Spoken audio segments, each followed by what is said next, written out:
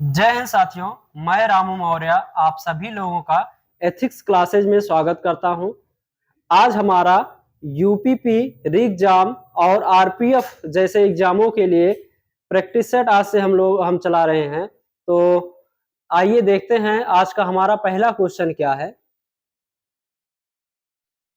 यदि 410 का 20% 520 के 40% से यक्स प्रतिशत कम है तो यक्स का मान ज्ञात कीजिए। कह रहा है 410 का 20%, तो सबसे पहले हम 410 का कितना निकालना है 20%। 20% निकालना है तो कितना 20/100। 20 के 20, 20 पंचे 100। 5 से इसे काटेंगे तो 5 से काटेंगे तो कितने में 5 अट्ठे 40 और 5 दूना 10, अर्थात कितना आया 82। जब 410 का 20% निकाले तो 82। उसी प्रकार कह रहा है 520 के 40%, तो 520 का 40% निकालेंगे तो 20 दूना 40 और 20 पंचे 100। 5 से इसे काटेंगे 5 दहम 50 और 5 20। अब इसे 104 से दो से गुणा करेंगे तो कितना आएगा 208। अब ध्यान दीजिए, कह रहा है 410 का 20% 520 के 40% से कितना कम है।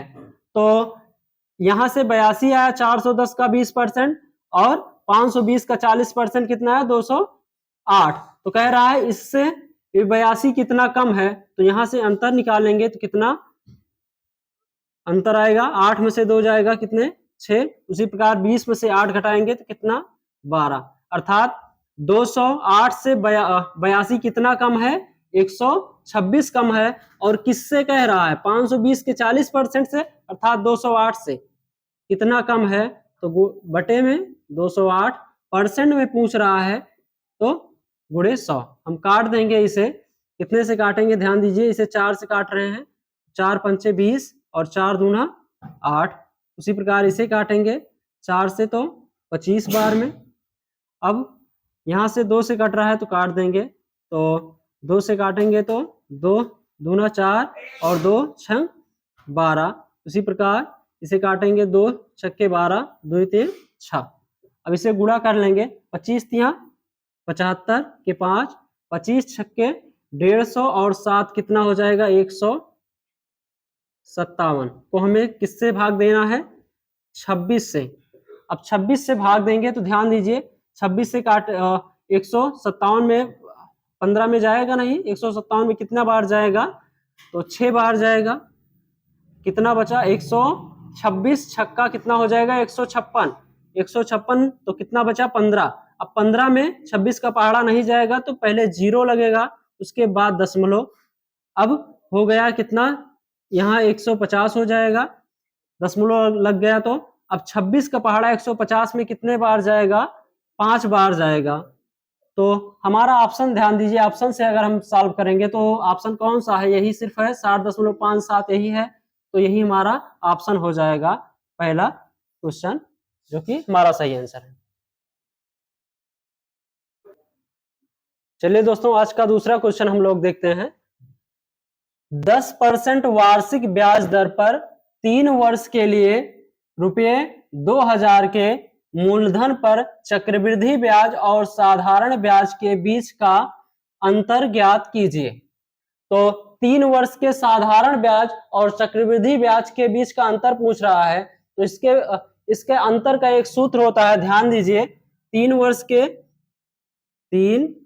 वर्ष के सीआई और एसआई के बीच का अंतर का सूत्र होता है P अर्थात मूलधन R/100 का स्क्वायर, R यहां पर रेट, इनटू में 300 प्लस R बटे में 100। अब यही फार्मूला पे हमें रखना है तो हमारा आंसर आ जाएगा।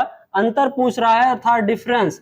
अब यहां से P क्या है मूलधन, R रेट है, और तो मूलधन कितना है 2000 रुपया, तो P का मान कितना हो जाएगा 2000 और R का मान कितना दिया गया है 10%, तो r का मान, और यहाँ पर स्क्वायर है, या फिर वैसे एक बार लिख देते हैं, 10 बटा कितना 100 का स्क्वायर इंटू में मतलब गुणे में 300 प्लस r का मान कितना है 10 बटे कितना हो जाएगा 100।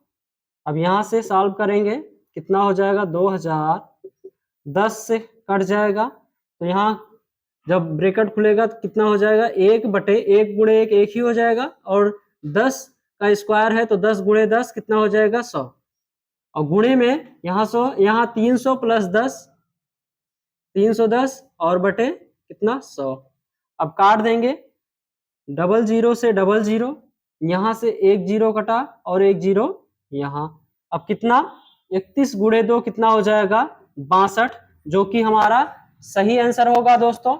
या फिर हम इसे एक तरीके से और लगा सकते हैं, ध्यान दीजिए 10% वार्षिक ब्याज दर है, तो साधारण ब्याज हर साल कितना होता है सेम होता है, तो 10% एक साल में, तो 3 साल में कितना हो जाएगा 30%, और चक्रवृद्धि ब्याज में ब्याज पे भी ब्याज मिलता है, तो 10% का अगर हम सक्सेसिव निकालेंगे, ध्यान दीजिए x प्लस वाई वाले फार्मूले पे, तो 10% का 3 वर्ष का सक्सेसिव कितना हो जाएगा 33.1%, अर्थात 30% साधारण ब्याज मिलेगा, तो 33.1% क्या हो जाएगा चक्रवृद्धि ब्याज। तो यहां से कितने परसेंट का अंतर आ रहा है 3.1% का अंतर आ रहा है, जो कि चक्रवृद्धि और साधारण ब्याज के बीच का अंतर है। तो हमें क्या करना है, सिर्फ 2000 का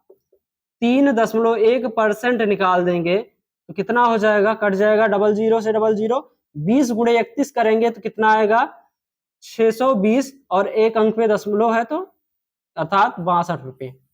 यहां से भी आइए दोस्तों, हम लोग अपना क्वेश्चन नंबर 3 देखते हैं। आज का क्या है, ब्रैकेट में लिखा है 326 प्लस 222 का पूरे का होल स्क्वायर माइनस, फिर ब्रैकेट में 326 माइनस 222 का होल स्क्वायर, बटे में कितना दिया गया है 326 गुणे 222। अब ध्यान दीजिए, एक फार्मूला अगर आपको याद हो तो होता है a प्लस बी का whole square minus a minus B का होल स्क्वायर बराबर क्या होता है 4ab। जहां भी a प्लस बी का whole square minus a minus B के होल स्क्वायर के फॉर्मेट में कोई भी क्वेश्चन दिया होगा तो उसके जगह पे हम क्या लिख सकते हैं 4ab। तो सेम ध्यान दीजिए, यहाँ 326 a प्लस बी का होल स्क्वायर उस माइनस a माइनस बी का होल स्क्वायर, तो इसके जगह पे हम क्या लिख सकते हैं डायरेक्ट 4ab। तो 4 गुणे a की जगह 326 है, जबकि b की जगह पे 222, तो 326 गुणे 222, और नीचे क्या दिया गया है बटे में 326 गुणे 222। अब यहां से 326 से 326 कटा, 322 से 322, अब बचा कितना 4, जो कि हमारा आंसर हो जाएगा ऑप्शन नंबर बी दोस्तों। आइए दोस्तों, आज का क्वेश्चन नंबर 4 हम लोग देखते हैं। 5 व्यक्तियों का औसत वजन 15 व्यक्तियों का औसत वजन 3.2 किलोग्राम बढ़ जाता है जब उनमें से 52 किलोग्राम वजन वाले एक व्यक्ति के स्थान पर एक नया व्यक्ति आ जाता है। तो नए व्यक्ति का वजन पूछ रहा है, तो नए व्यक्ति का वजन यहाँ क्या हो जाएगा, ध्यान दीजिए, नया व्यक्ति का वजन, जब एक व्यक्ति चला जाता है और उसके स्थान पर दूसरा व्यक्ति आ जाता है, तो नए व्यक्ति का वजन जब पूछ रहा है तो क्या हो जाएगा, ध्यान दीजिए, पुराने व्यक्ति का वजन कितना 52 है, तो 52। अब अगर औसत में वृद्धि हो रही है अर्थात बढ़ रहा है, तो हम क्या करेंगे प्लस। अब कितने की वृद्धि हो रही है, या कितने व्यक्ति हैं 15 व्यक्ति हैं, तो 15 गुणे औसत में वृद्धि कितना हो रहा है 3.2। अब ये सॉल्व कर देंगे, हमारा नए व्यक्ति का औसत वजन आ जाएगा 52 प्लस 15 दूना 30 0 15 तिया 45 45 3 48 एक अंक पे दशमलव था तो लग जाएगा। अब 52 में 48 जोड़ेंगे तो कितना हो जाएगा 100 किलोग्राम, जो कि हमारा सही आंसर है दोस्तों। कौन सा ऑप्शन दिया गया है? Option number A. ध्यान दीजिए, इसका एक सूत्र होता है डायरेक्ट, क्या? नए व्यक्ति का वजन बराबर पुराने व्यक्ति का वजन प्लस या माइनस, अर्थात जब औसत में वृद्धि होगी तो प्लस होगा, अगर औसत में कमी होगी तो माइनस होगा। प्लस या माइनस और व्यक्तियों की संख्या गुणे औसत में वृद्धि हो रही तो वृद्धि जितने की, वृद्धि या कमी जितने की हो रही गुणा कर देंगे औसत में, सॉल्व कर देंगे, हमारा आंसर आ जाएगा। चलिए दोस्तों नेक्स्ट क्वेश्चन, क्वेश्चन नंबर 5 देखते हैं हम लोग। 9 सेंटीमीटर त्रिज्या के एक गोले को 3 सेंटीमीटर त्रिज्या वाले सिलेंडर के रूप में ढाला जाता है। सिलेंडर की ऊंचाई ज्ञात कीजिए। तो ध्यान दीजिए, एक 9 सेंटीमीटर त्रिज्या का गोला है जिसे पिघलाकर अर्थात ढाला जाता है किसमें? 3 सेंटीमीटर त्रिज्या वाले सिलेंडर के रूप में। अर्थात तो 9 से गोले का आयतन बराबर क्या हो जाएगा? सिलेंडर का आयतन। बस यही रख दीजिए, हमारा सिलेंडर की ऊंचाई आ जाएगी। तो गोले के आयतन का सूत्र क्या होता है? 4/3 पाई आर क्यूब, मतलब आर क्या है? त्रिज्या है। तो हम गोले का त्रिज्या कितना मान लेते हैं? आर बराबर क्या हो जाएगा? बेलन का आयतन, और बेलन के आयतन का सूत्र क्या होता है? पाई आर स्क्वायर। अब इसका त्रिज्या हम स्मॉल आर में मान लेते हैं, तो आर स्क्वायर गुणे एच। अब हम रख देते हैं, ध्यान दीजिए, पाई पाई दोनों में कॉमन है, पाई तो का मान सेम ही होता है, तो वैसे कट जाएगा। तो 4/3। अब गोले का त्रिज्या कितना है? 9, तो आर का क्यूब अर्थात 9 3 बार गुणा होगा, 9 गुणे 9 गुणे 9 बराबर में आर स्क्वायर अर्थात किसका? सिलेंडर का त्रिज्या। तो सिलेंडर का त्रिज्या कितना है? 3, तो आर का स्क्वायर है तो 3 गुणे 3, और ऊंचाई पूछ रहा है तो हम इसे सॉल्व कर देंगे। ध्यान दीजिए, 3 गुणे 3 कितना हो जाएगा? 9। 9 से एक 9 कट गया, यहां से काट देंगे 3 त्रिका 9। अब गुणा कर देंगे, एच बराबर 4 3 12 12 9 108 सेंटीमीटर, जो कि सिलेंडर की ऊंचाई है। हमारा कौन सा ऑप्शन दिया गया है दोस्तों? ऑप्शन नंबर बी, जो कि राइट है।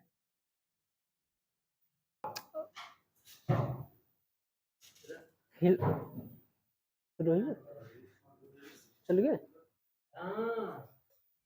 आइए दोस्तों अगला क्वेश्चन देखते हैं, क्वेश्चन नंबर 6।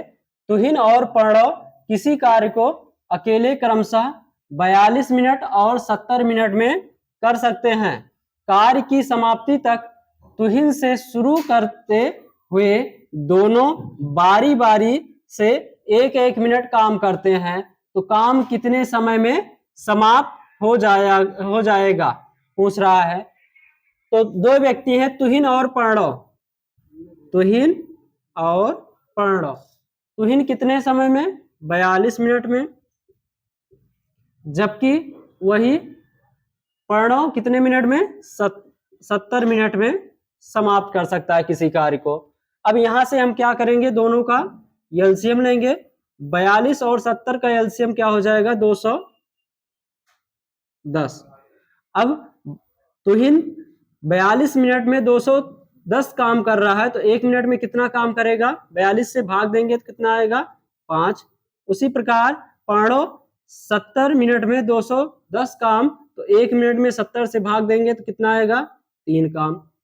अब ध्यान दीजिए, तुहिन से शुरू करते हुए दोनों बारी बारी से 1-1 मिनट काम करते हैं, अर्थात पहले मिनट में अगर तुहिन काम करता है तो दूसरे मिनट में प्रणव, फिर तीसरे मिनट में फिर तुहिन, और चौथे मिनट में प्रणव, अर्थात 2-2 मिनट का क्या बन रहा है यहां से? श्रेणी। तो ध्यान दीजिए, 2 मिनट में कितना काम हो जाएगा? पहले तुहिन आएगा, पहले मिनट 5 काम करेगा, और फिर पढ़ो आएगा तो 3 काम, अर्थात पहले और दूसरे मिनट में मिलाकर कितना काम होगा, 5 + 3 8, दोनों का 2 मिनट का काम कितना है 8।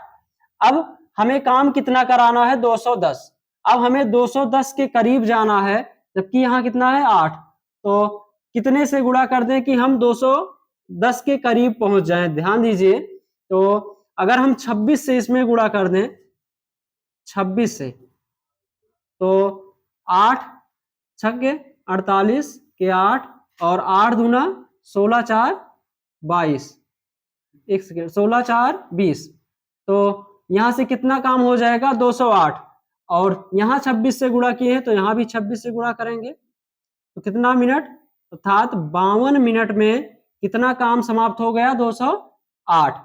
लेकिन अभी कितना काम बचा है, यहाँ 210 है तो 2 काम और बचा है, तो अगला 2 मिनट ध्यान दीजिए कौन व्यक्ति करेगा।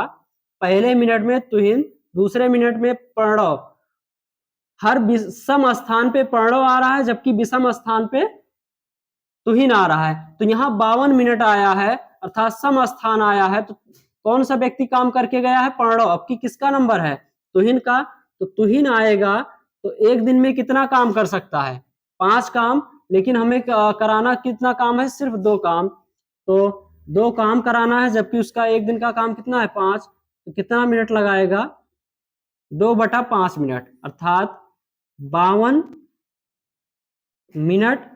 और सेकेंड में ऑप्शन तो हमारा सेकेंड में है, तो 2/5 मिनट को हम सेकेंड में बदल देते हैं। ध्यान दीजिए 2/5 को सेकेंड में बदलेंगे तो 60 से गुणा 5 से काटेंगे इसे तो 12 बार में, तो 12 दूना 24 मिनट, अर्थात 52 मिनट प्लस 24 सेकेंड, यहाँ सेकेंड हमारा आंसर आएगा, और यहाँ फिर दोनों 2 काम और पूरा हो जाएगा, कितना हो जाएगा 210, अर्थात 210 टोटल काम कितने समय में पूरा हुआ दोस्तों, 52 मिनट 24 सेकंड, जो कि हमारा ऑप्शन नंबर है बी।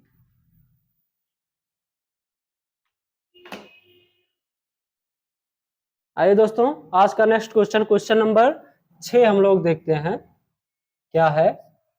3 साझेदार यक्स, वाई और जेड ने लाभ साझा किया, यदि कुल लाभ 3000 रुपये था, यदि यक्स का हिस्सा जेड की तुलना में 400 कम है और वाई का हिस्सा जेड की तुलना में 200 कम है, तो यक्स अनुपात वाई अनुपात जेड क्या लाभ साझा करने का अनुपात ज्ञात कीजिए कह रहा है।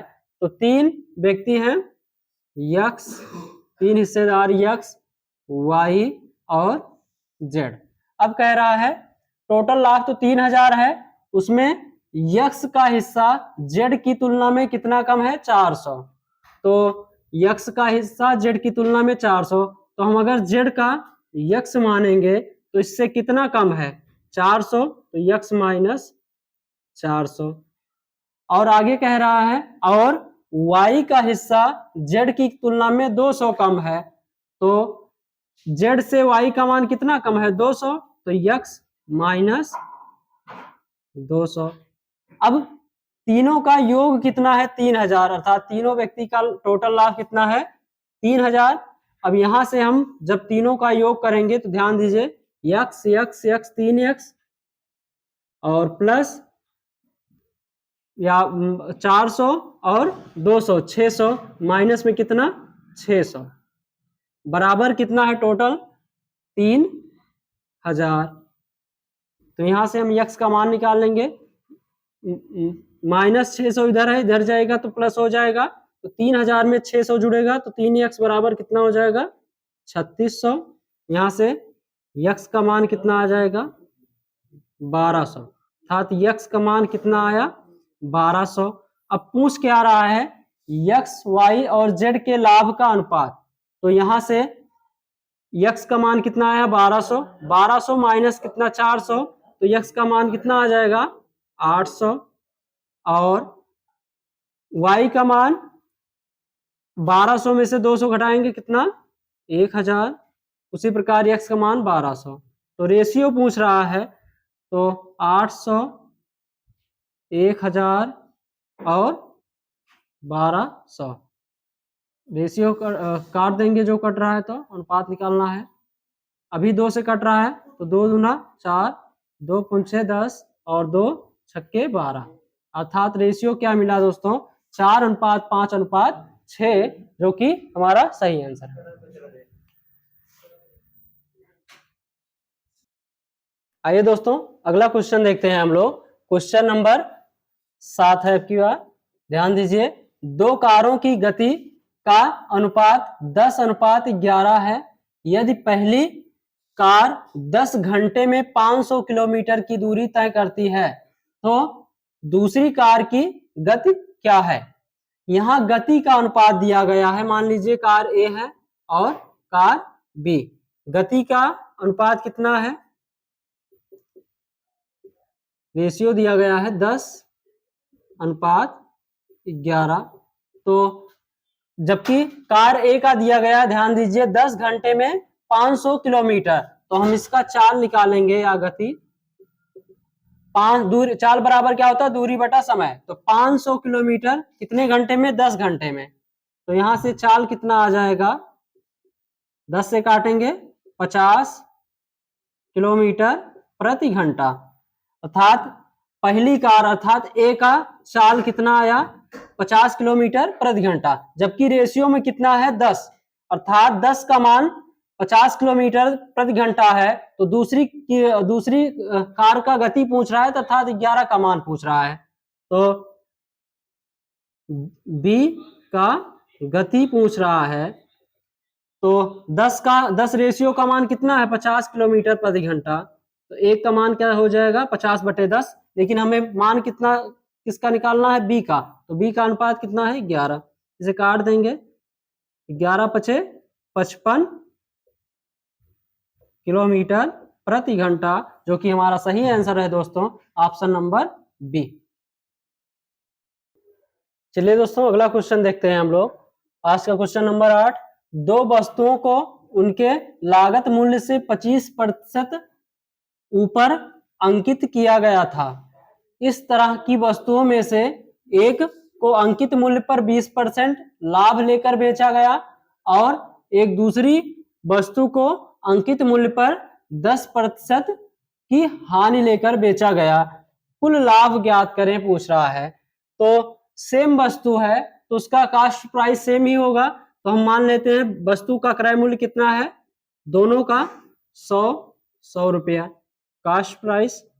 अब कह रहा है अंकित दोनों वस्तुओं को 25% अधिक मूल्य पर अंकित किया गया है। तो मार्क प्राइस या एमपी क्या हो जाएगा, 25% अधिक। तो 100 का 25% अधिक अगर करेंगे तो 100 का 25% 25 ही होता है। तो 25 प्लस करेंगे कितना हो जाएगा, यहां से अंकित मूल्य दोनों का 125। अब कह रहा है पहली वस्तु पर 20% लाभ लेकर बेचा गया। तो यहां से एसपी क्या हो जाएगा, या विक्रय मूल्य पहली वस्तु का 125 का 20% अधिक लेकर बेचा जा रहा है, तो अंकित मूल्य पर कितना हो जाएगा, अंकित मूल्य का 120% डायरेक्ट निकाल देंगे। तो 25 से काट देंगे, 25 चौका 100 और 25 पंचे 125। 4 से इसे काट देते हैं, 4 3 12। तो 25 से 30 गुणे 5 कितना हो जाएगा, 150। यहां से पहले वस्तु का सेलिंग प्राइस या विक्रय मूल्य कितना आया, 150। उसी प्रकार दूसरे वस्तु कह रहा है 10% हानि पर बेचा गया। तो अंकित मूल्य पर 10% हानि लेकर बेचा गया, अर्थात 125 का फिर 90% निकालेंगे, 10% हानि हो रहा है तो 125 का हमें कितना 90% निकाल देना है, या 10% निकाल के घटा दें या डायरेक्ट 90% निकाल दें। तो क्या हो जाएगा, 25 चौका 100 और 25 पंचे 125। अब काट देंगे इसे, तो 2 से काटेंगे, 2 दूना 4 और इसे काटेंगे तो 45। अब 45 गुणे 5 करेंगे तो ध्यान दीजिए कितना हो जाएगा, 5 25 और 5 20 2 22। तो इसे 2 से भाग देंगे तो हमें कितना मिलेगा, 112.5 5। अब ध्यान दीजिए, प्रत्येक वस्तु 100 रुपए की खरीदी गई है, जबकि बिका कितने में है? पहली वस्तु 150, जबकि दूसरी वस्तु 112.5। अब पूछ रहा है टोटल लाभ कितना हुआ है। तो यहां से टोटल अगर टोटल क्रय मूल्य निकालेंगे 100 प्लस 100 कितना हो जाएगा? 200। और विक्रय मूल्य टोटल निकालेंगे तो 150 में 200 112 प्लस 112.5 जोड़ेंगे तो कितना हो जाएगा? 262.5, अर्थात टोटल सीपी कितना हो गया? 200, जबकि एसपी कितना हो जाएगा? 262.5। तो पूछ रहा है टोटल लाभ कितने का हुआ है। तो यहां से अंतर लेंगे, लाभ कितना आ जाएगा? 62.5 का लाभ हो रहा है। परसेंट में पूछ रहा है कितने पे? 200 पे। क्रय मूल्य गुणे 100। अब परसेंट में पूछ रहा है तो गुणे 100, 00 से 00। अब 2 से काट देंगे तो 2 तिया 6 और 2 इक्के 2, 2 दूना 4, 2 पंचे 10, अर्थात 31.25% आया, जो कि हमारा कौन सा ऑप्शन दिया गया दोस्तों? Option number D. आइए दोस्तों अगला क्वेश्चन नंबर 9 हम लोग देखते हैं। यदि 9 अंकों की संख्या 9, 8, 5, x 3, 6, 7, 8 y संख्या 72 से विभाज्य है तो 4x माइनस 3y का मान होगा। ऑप्शन दिया गया 5, 4, 3, 6। तो आइए देखते हैं। 72 से विभाज्य अर्थात 72 से विभाज्य कौन सी संख्या होगी? जो 9, 72 को हम क्या लिख सकते हैं? 9 गुणे 8। 9 और 8 से विभाज्य होने वाली संख्या 72 से भी विभाज्य होगी। तो 8 से विभाजकता का नियम क्या है कि लास्ट के 3 अंक अगर 8 से विभाजित होगा तो पूरी संख्या 8 से विभाजित होगा। तो हम इसे चेक कर सकते हैं कि ये y के जगह पे पहले कितना आएगा, 8 से विभाजित करके देखते हैं। 8, 9, 72, 72 बचा कितना? 6। अब y का मान कितना रखें कि पूरी तरह 8 से विभाजित हो जाए? मान लीजिए 1 रखते हैं तो 61 हो जाएगा, नहीं विभाज्य होगा। 2 रखते हैं, नहीं हो जाएगा। 63 नहीं होगा। अगर 4 रखते हैं तो 64 हो जाएगा, जो कि 8 से विभाजित हो जाएगा। अर्थात यहां से क्या मिला हमें? y का मान क्या मिल जाएगा? 4। अब 9 का विभाजकता का नियम लगाते हैं। अगर y का मान यहां हम 4 रखेंगे तो 9 का विभाजकता का नियम क्या कहता है कि अंकों का योग यदि 9 से विभाजित होगा तो पूरी संख्या 9 से विभाजित होगा। अब यहाँ 9 है, 9 काट देंगे, 9 से पूरी तरह विभाजित है। 8, 5, 13, 13, 3, 16, 16, 6, 22 और 22 और में 7 जोड़ेंगे तो कितना हो जाएगा? 22, 7, 29 और 8, 29, 8, 37, 37, 4 कितना हो जाएगा? 41। अब 41 के बाद कौन सी संख्या है जो कि 9 से विभाजित हो जाएगा? तो 41 में कितना जोड़ दें? तो 4 अगर जोड़ देंगे तो 45 हो जाएगा, जो कि हमारा 9 से विभाजित हो जाएगा। तो x का मान क्या हो जाएगा यहाँ पर?